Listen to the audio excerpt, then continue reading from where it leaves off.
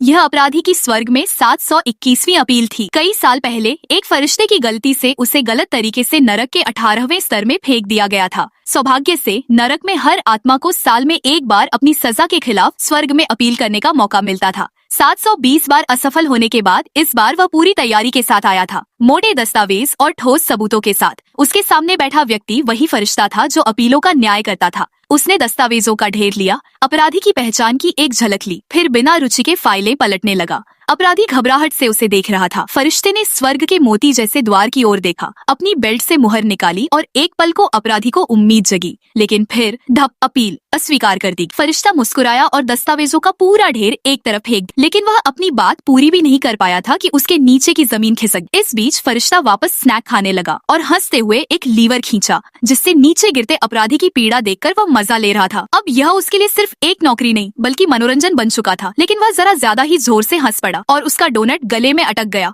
उसने उसे निकालने की कोशिश की, हाथ पैर मारे, लेकिन संतुलन बिगड़ गया और वह बादल से नीचे गिरने लगा। उसने पंख फड़फड़ाने की कोशिश की, पर उसका अधिक भोजन और आलस उसे भारी बना चुका था। उसके नन्हे पंख उसके भारी शरीर को संभाल नहीं सके। डर से भरकर उसने उसी अपराधी की ओर हाथ बढ़ाया जिसे वह अभी अभी नर्क भेज चुका था, और मदद की गुहार लगाई। अपराधी झिझका। आखिर अभी कुछ पल पहले ही उससे उस फरिश्ते ने तड़पाया और अपमानित किया था, लेकिन उसके भीतर की दया भावना ने जीत हासिल। उसने हाथ बढ़ाया और फरिश्ते को सुरक्षित खींच लिया। फरिश्ता ऊपर से तो आभारी दिखा, लेकिन चुपके से उसने अपराधी के पैर में बंधी लोहे की जंजीर का गोला उठाया और नीचे फेंक दिया। अपराधी फिर से गिरने लगा। फरिश्ता मुस्कुराया, मानो उसकी चाल कामयाब हो गई हो, लेकिन तभी अपराधी की पीठ से एक जोड़ी पंख उगाए। उसने बदले की बजाय दया को चुना था और इसी कारण वह ऊपर की ओर उड़ चला और आखिरकार स्वर्ग के द्वारों में प्रवेश कर गया। वहीं फरिश्ता, जो अब अपनी क्रूरता के कारण बेनकाब हो चुका था, उसके सिर से सींग निकलने लगे। वह खुद नर्क में गिरा दिया गया, इस बार हमेशा के लिए।